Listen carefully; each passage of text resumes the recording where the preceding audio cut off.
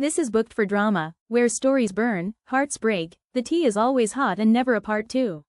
Today we're diving into He Knocked Up His Pure Love, So I Married His Rival. Let's go. Chapter 1. At the wedding venue, Dashiell's pure love Vivian called with a congratulatory video. Instead of bringing blessings, she delivered news that she was pregnant with his child. He actually cancelled the wedding on the spot and brought Vivian back to our mansion.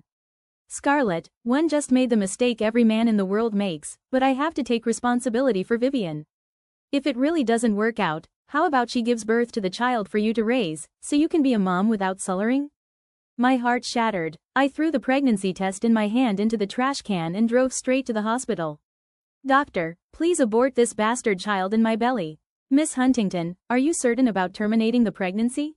The baby is healthy. Do you, perhaps, want to consult the father's opinion? The doctor furrowed his brow slightly, asking me once more out of a sense of responsibility.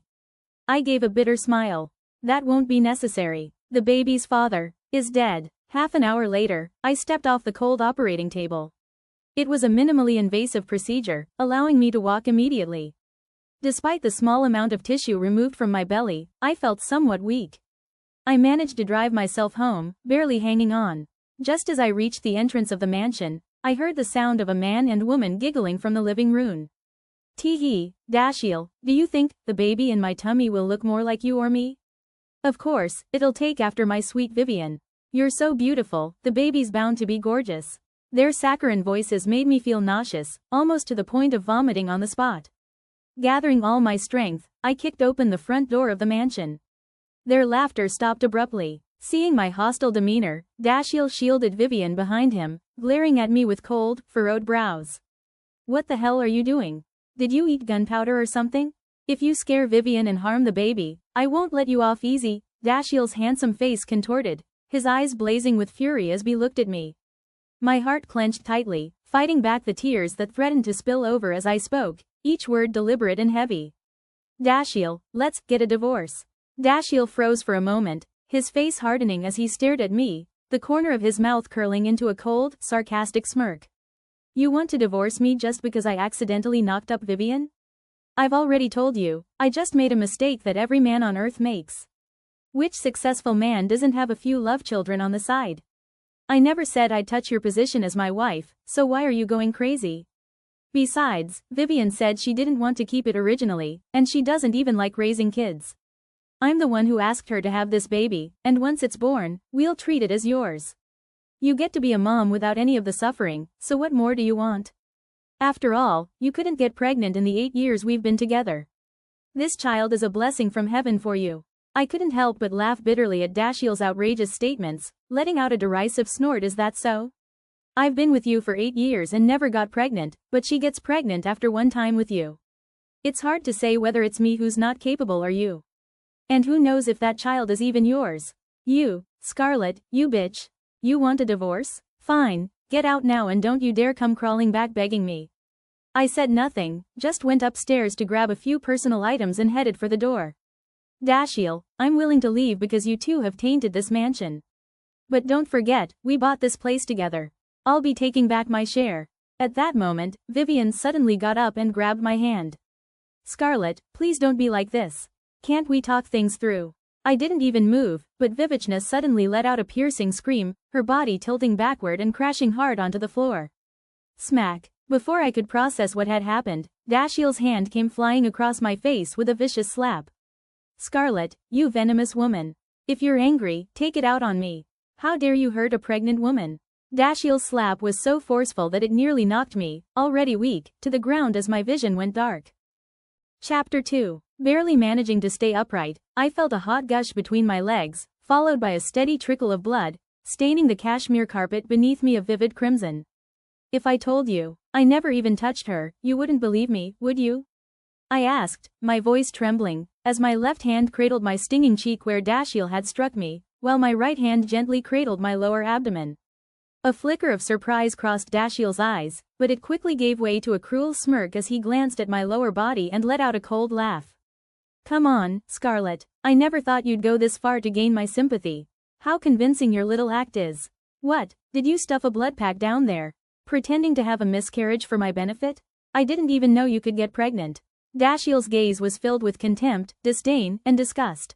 That single scornful sound pierced my heart like 1,000 daggers. I could never have imagined that the man I had loved deeply for 8 years would treat me like this in my most vulnerable moment. What are you standing there for? You've scared Vivian. Get on your knees and apologize to her right now. Dashiell forcefully pulled at me, trying to push me down in front of Vivian. I mustered all my strength to remain standing. This was my last shred of dignity. Vivian looked at Dashiell with teary eyes, dramatically tugging at his sleeve. Don't do this, Dashiell. Even if Scarlett was just acting to gain your sympathy, it's because she cares about you. It's my fault for coming between you two. Maybe I should leave. Don't you dare leave. I'm the man of this house. If anyone's leaving, it's her. Oh, sweetheart, look at you. You're being mistreated and yet you're still so considerate. It breaks my heart. While this despicable couple was busy with their lovey-dovey act, I mustered up my strength and drove myself to the hospital. Thankfully, after the doctor's examination, they said there wasn't any major issue. However, they stressed repeatedly that even for a minor procedure like this, I needed to ensure a positive mood and avoid any physical or emotional stress during this period. I knew I couldn't explain much to the doctor. I could only respond with a bitter smile and stumble out of the hospital, feeling utterly defeated. Standing bewildered at the hospital entrance, I suddenly realized that in 8 years, apart from the mansion Dashiell and I had worked hard to buy together, I had no place to call my own in the vast expanse of Los Angeles. It's not that I didn't have friends, but most of them weren't single. I couldn't just impose on them without warning. I thought about staying at a hotel, but then it struck the why shouldn't I be able to stay in the mansion? With this in mind, I went straight to the parking lot, got my car, and drove home. Dashiell, if you're going to be so ruthless, I won't let you off easy either. Little did I know, as soon as I entered the mansion, I heard Vivian's coquettish voice coming from the master bedroom.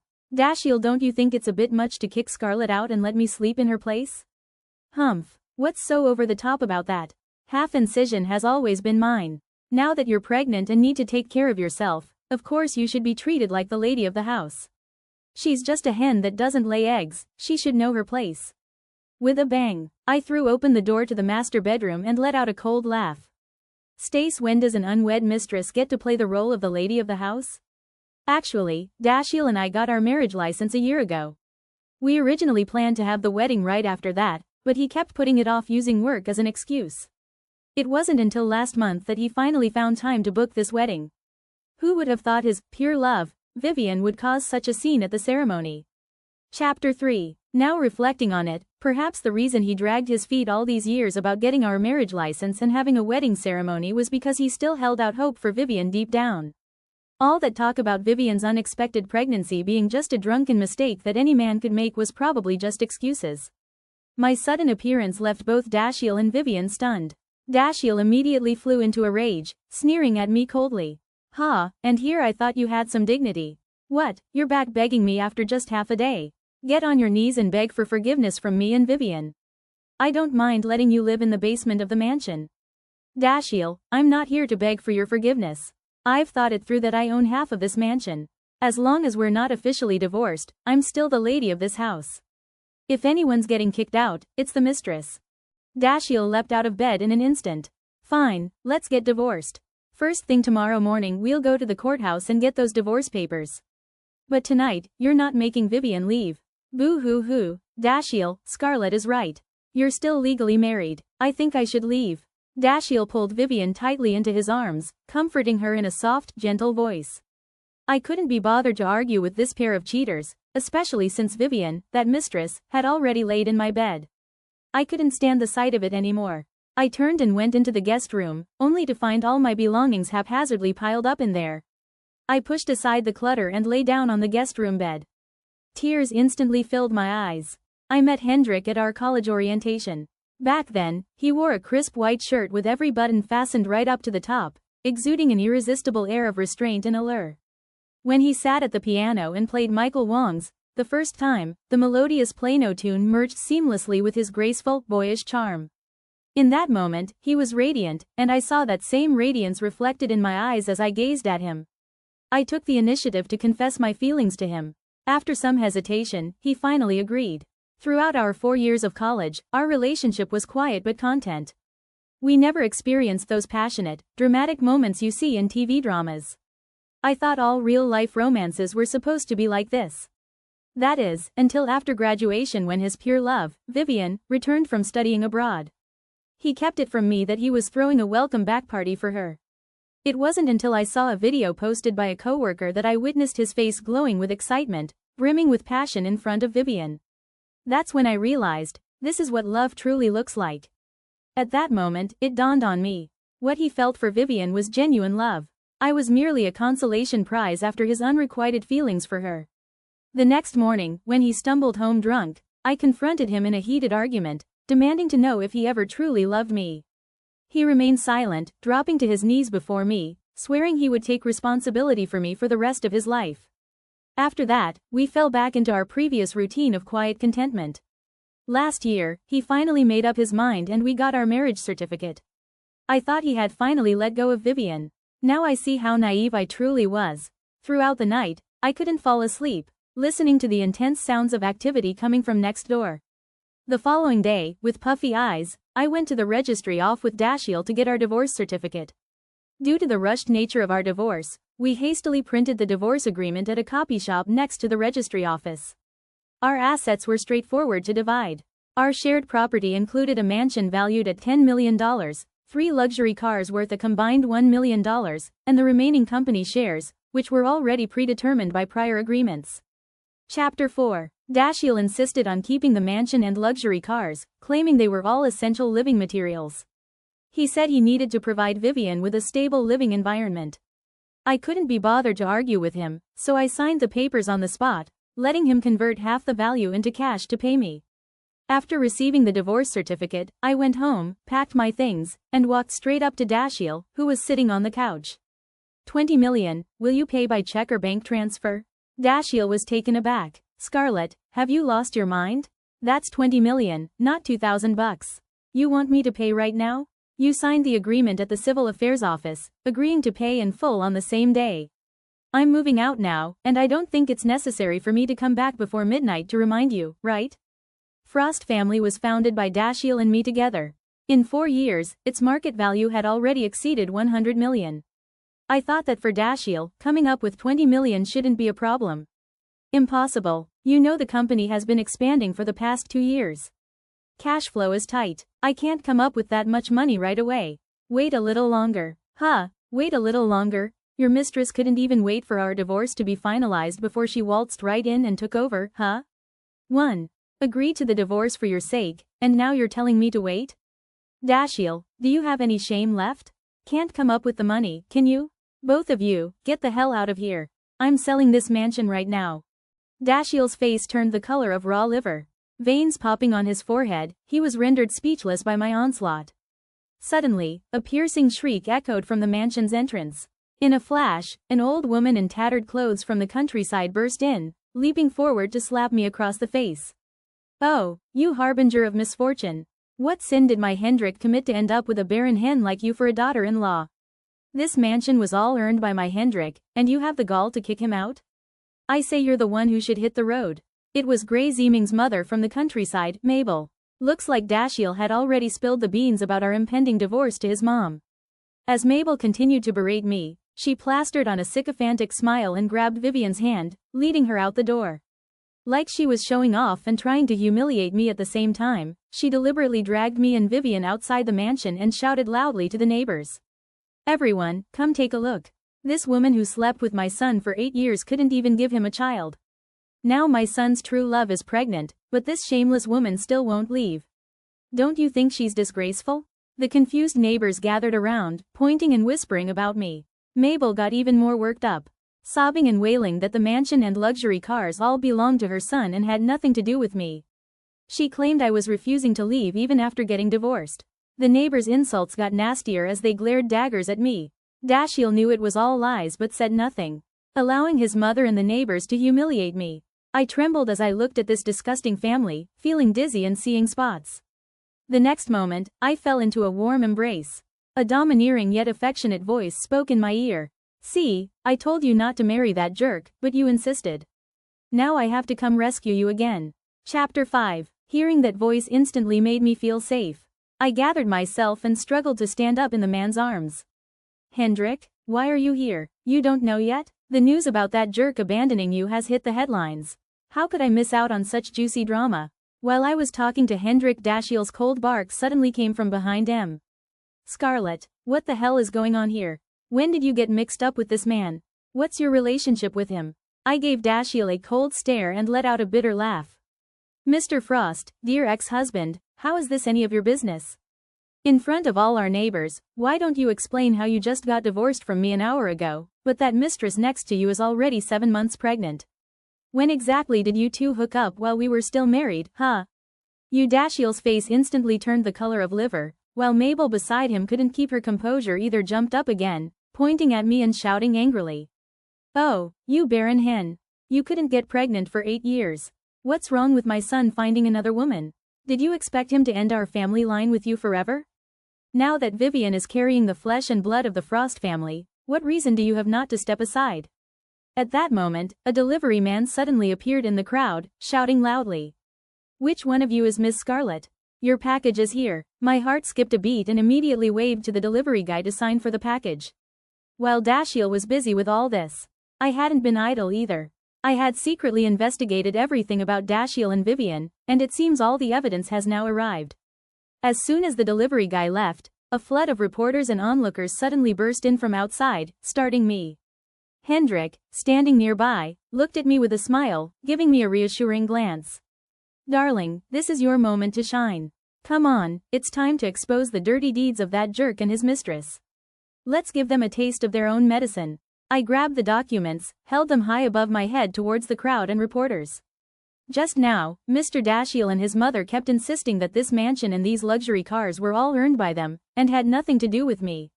Well, folks, take a look at these documents. The property rights to the mansion are split equally between us, the luxury cars are joint property, and as for the company, we established together. I own 51% of the shares. And here's more, all the records of Dashiell legally transferring company assets to Vivian's account over the past year. Mr. Frost, you say you can't come up with $20 mica to divide our assets, but it turns out you've already transferred the company's money to your mistress's account? That's illegal, you know. Here's something else, it's my and Dashiell's medical reports. Dashiell and his mother have been telling everyone. I'm a barren hen who couldn't lay an egg in 8 years, but my body is perfectly normal. He's the one with weak sperm. He even told me it was just one moment of weakness that got his mistress pregnant. Now, let me show everyone something else. With that, I opened my phone and played a video of Vivian going to the hospital for a prenatal checkup with a bald old tycoon. In the video, Vivian and the old tycoon were holding pregnancy test results, beaming with joy. The old tycoon trembled with excitement. I never thought that I, Backles, at 60, would get you pregnant. You be a good girl and buy you a mansion and give you $10 million as a gift. Vivian giggled, with all of your pawing at me every night. How could I not get pregnant? The scene changed to another video of Vivian having afternoon tea with a girlfriend, pouring out her woes about being pregnant. The old geezer dumped me. His wife found out about us and is hounding me every day to get rid of the pregnancy, or I wouldn't see a single cent from him either. I'm really at the end of my rope now. Chapter 6. Jade. I've made up my mind. There's only one option left. I'll get Dashiell drunk and pretend to sleep with him, then claim this baby is his. He'll be my fallback guy. At least he's young and handsome, way more useful than that old rich geezer. The scene shifts, showing multiple clips of Vivian maneuvering between various wealthy men, seeking a sugar daddy. It was only through these videos, obtained by hiring an expensive private investigator, that I discovered the true nature of Vivian. This so-called well-educated career woman with her overseas returnee status was actually so despicable and promiscuous. As it turns out, she had met a foreign hottie while studying abroad. She sacrificed everything, bankrupting herself for him, only to find out he was a con artist. It was only after she had hit rock bottom that she chose to return to her home country. Having been swindled out of everything and deep in foreign debt, her sole objective was to find a wealthy man she could dupe into covering her debts. As one video after another played, Vivian, right there on the spot, started shrieking for me to turn off the videos. Hendrik stood guard over me like a bodyguard, not letting Vivian get anywhere near me. Meanwhile, Dashiell and Mabel watched everything unfold before them, frozen in place like two statues. After what felt like an eternity, Dashiell finally snapped out of it. With a roar, he viciously kicked Vivian in the stomach. You bitch, slut. So that night, I never even slept with you. That bastard child in your belly belongs to some other man. You came after me to swindle me out of my mansion and my money, and you wanted me as your fallback guy? I'll kill you. Ah, you filthy whore. The baby you're carrying isn't our Frost family's flesh and blood. How dare you have the nerve to make my son divorce and move into his mansion? I'll rip your face to shreds. The Dashiell mother-son duo went berserk, rushing at Vivian with a flurry of punches and kicks. Vivian wailed and begged for mercy. Dashiell, please, have mercy. Spare me. I'm so sorry. I truly love you and plan to be with you for life, that's why I came to you. This baby isn't yours, Elle. I got rid of it. Can we get married and then I'll have your baby instead? Please, stop hitting me, I'm going to die. Hendrik and I watched coldly from the sidelines. Seeing the blood quickly spreading beneath Vivian, I spoke up to warn them. Hey, Dashiell, Ms. Winters, you're making the pregnant woman miscarry. Stop it now, or you might end 2 deaths on your hands. The onlookers, witnessing such a dramatic turn of events, shifted their focus to the spectacle of the Frost family and Vivian. Tisk tisk, we thought the ex-wife was refusing to leave her ex-husband's place after the divorce, but it turns out the mistress schemed her way in and pushed the wife out. What kind of man is he? The business and wealth were built together with his ex-wife, and he has the nerve to kick her out? Haha, so the baby in the mistress's belly isn't even his. That's karma for you, serves them right. This is hilarious. Dashiell finally stopped pacing and walked up to me. Gritting his teeth, he pointed at Hendrik and demanded an answer from me.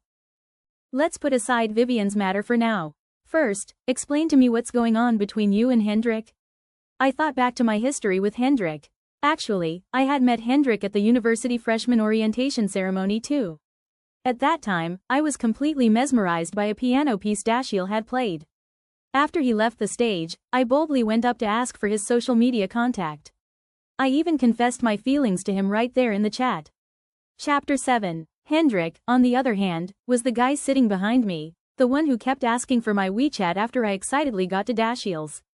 At that time, Hendrik was decked out in designer clothes, tall and handsome, surrounded by a group of girls vying for his attention. I'd also heard from other girls that he was the only son of the renowned Gray family from Los Angeles. In contrast, I came from an ordinary background. My parents passed away in a car accident the year I got into college, and my grandparents, who lived far away, were supporting my college education with their meager pension. So, the difference in social status and background made me never even imagine the possibility of being with someone like Hendrik. Adding to that, I'd heard rumors that guys like him, born with a silver spoon, always had girls around them, and his interest in me was probably just a passing fancy. Due to my insecurities and various complicated factors, I simply rejected him outright, saying I didn't like his type. Dashiell, on the other hand, came from a similar background as me. His hometown was thousands of miles away in the countryside, and he had only his hard-working mother, who toiled in the fields to raise him and put him through college. Our similar backgrounds led us to quickly confirm our relationship and get together, but even after I became official with Dashiell, Hendrik never gave up on me. Throughout our 4 years of college, he persistently pursued me, writing love letters, singing romantic songs, and giving me frighteningly expensive gifts. Everyone in the world knew he loved me. As graduation approached, he even said that if I left Dashiell for him, he would marry me immediately and gift me a mansion and luxury car. He got down on his knees in front of me, swearing that Dashiell was a jerk who wasn't worth marrying, that I would regret it sooner or later, and that only he was my true soulmate. He also said that if one day I discovered Dashiell had betrayed or mistreated me, I could come to him, and he would drop everything to save me. I clearly remember how I responded at the time. I called him an arrogant bastard who thought he was all that just because his family had some dirty money. I even swore that I would work hard to earn my own mansion and luxury year, that I would spend my whole life loving Dashiell, and that I would never need him to come save me. But looking at it now, except for earning the mansion and luxury car myself, everything he said about Dashiell has come true. I've really slapped myself in the face hard. 4 years have passed, and we've all matured considerably. Dashiell, dressed in a sharp suit, exudes an air of refinement. A far cry from the bright-eyed boy in a white shirt during our college days. Hendrik is no longer that rich playboy who used to slick back his hair and wear sunglasses to look cool. Instead, he's become a low-key, composed CEO with an aura of intimidating power.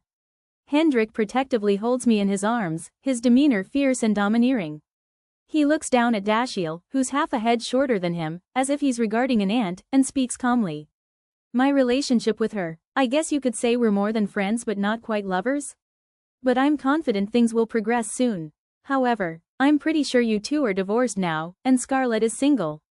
So you're that playboy who chased after Scarlett for 4 years when my son was in college? Well, Scarlett, you sure are fickle. So you've been fooling around with this scoundrel all along, even during your 8-year relationship and 4-year marriage to my son.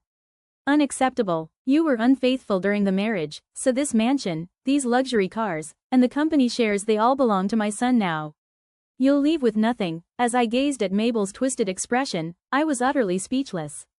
This old lady knew jack shit, but she sure had a knack for stirring up trouble. I let out a sigh and turned to face Mabel. Chapter 8. Listen, Ms. Winters, every accusation needs evidence. Agreed to split assets with your son just to get away from him as quickly as possible.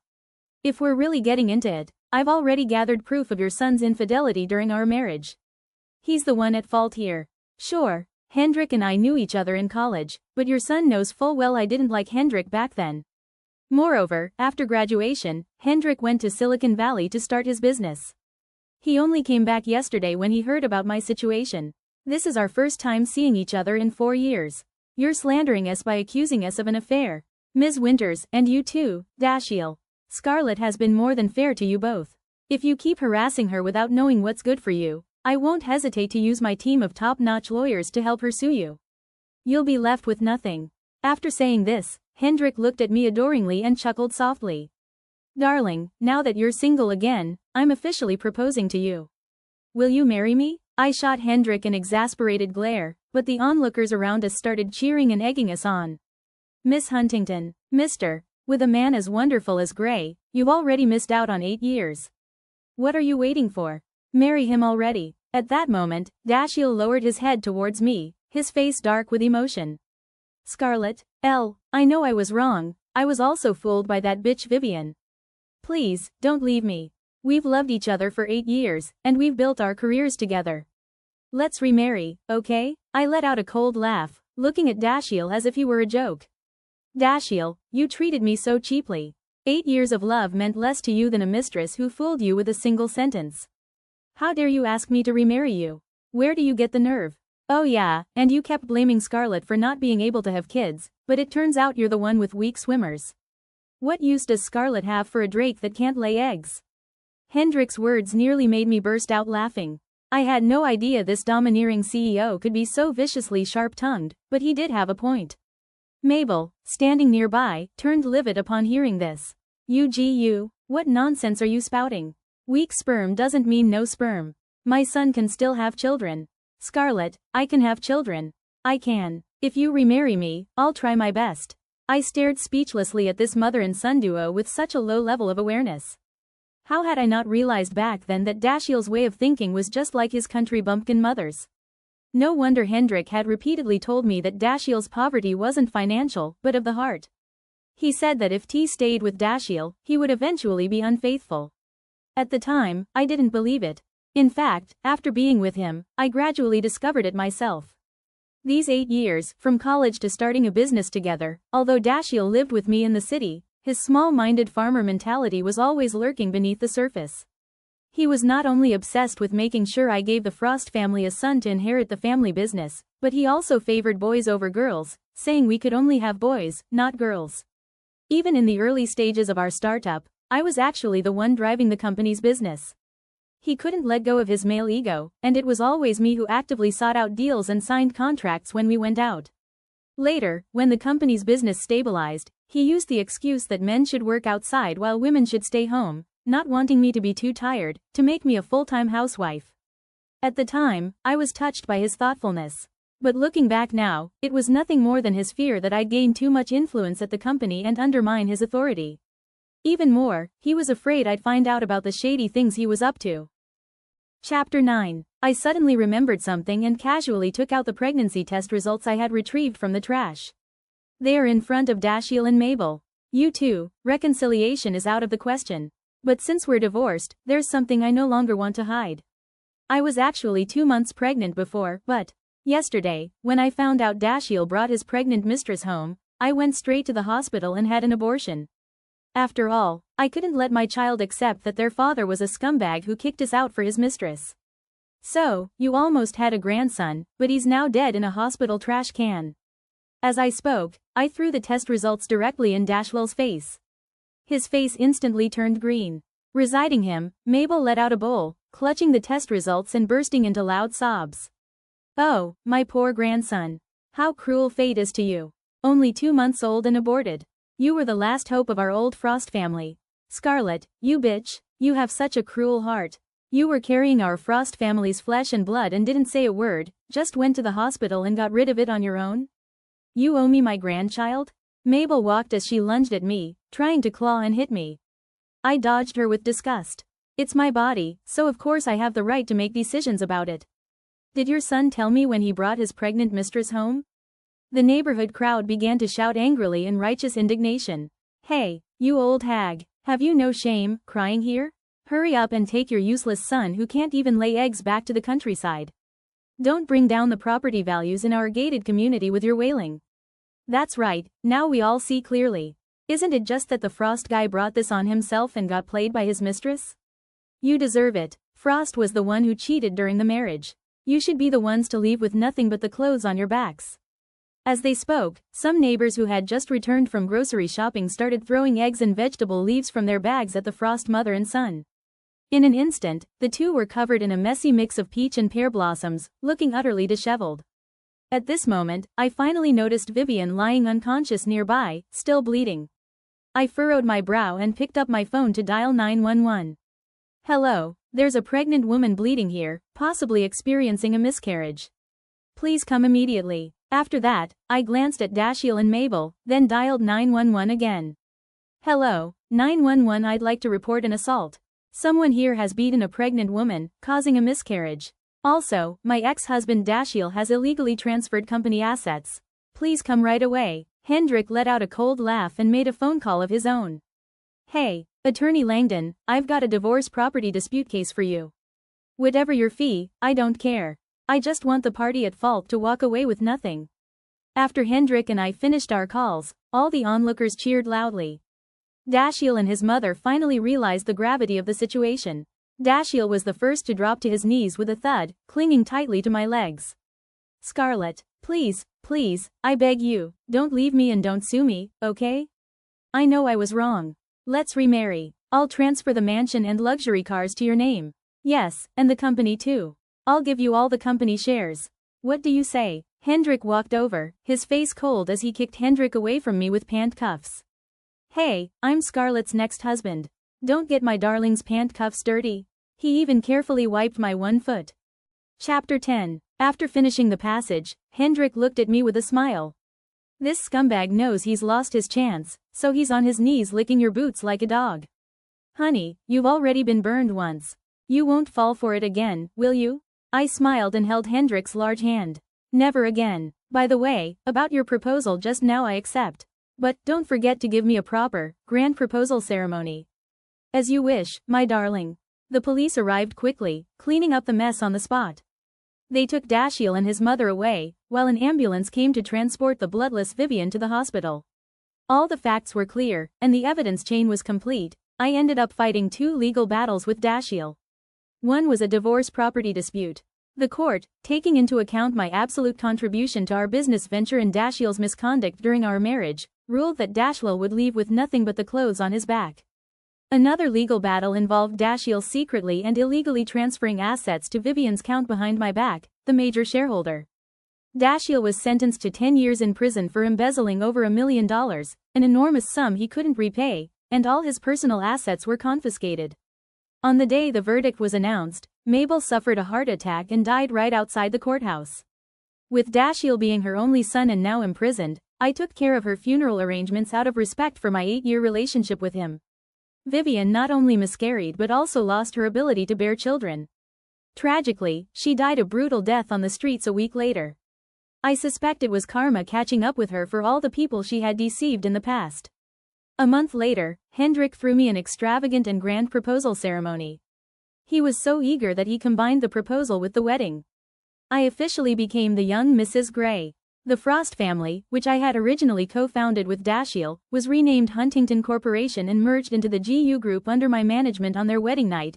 I draped my arms around Hendrik's neck and asked him why he chose to marry me, a girl from a humble background with no family connections or social standing, instead of the many wealthy, high-born ladies who surrounded him. Hendrik was surprisingly candid. He explained that having grown up in high society, he was all too aware of how unsavory the private lives of those so-called elite women could be. Not to mention how empty-headed and dull they were as individuals. He had no desire to spend his life with such people. But when he first laid eyes on me at the college orientation ceremony, I appeared to him as pure as an angel radiating light, instantly illuminating his dark and confused world. From that moment he decided he would marry no one but me. He said that given the Gray family's status in Los Angeles, there was absolutely no need to consider strengthening family interests through marriage. So he was determined to wed someone he truly cared for. He also admitted that he had long known Hendrik wasn't as naive as he appeared on the surface. He'd been aware of Hendrik's relationship with his pure love Vivian since their college days. He was also aware that while Hendrik was dating me, he was simultaneously going back to his hometown during holidays to meet potential matches arranged by his mother. He knew I wouldn't believe him if he told me at the time, so he kept quiet. Not to mention that after graduation, when I started a business with Dashiell, he knew he wasn't as capable. In fact, staying with me through thick and thin was just his way of exploiting my abilities to secure his position in the company, only to kick me out later. And I remained foolishly oblivious to it all. Despite being abroad all these years, he's been having his friends back home keep tabs on me. Even in the early days when my company was first established, he secretly pulled some strings to help me land several big deals, which played a crucial role in getting Frost family up and running. Hearing so much information I didn't know from Hendrik's mouth for the first time, I was moved to tears and took the initiative to kiss Hendrik's lips. I finally understood what true love is. It's the realization that you'd rather suffer yourself to make your loved one happy. In the past, I wasted it on an unworthy man. Now, I know who to give it to, someone who truly deserves it. The end, and that's a wrap on today's reading here at Booked for Drama. If you felt anything, rage, swoon, secondhand heartbreak, let me know in the comments. Don't forget to like, subscribe, and share with your fellow drama lovers. If you have any requests, drop them in the comments. Until next time, keep reading, and keep the drama on the page.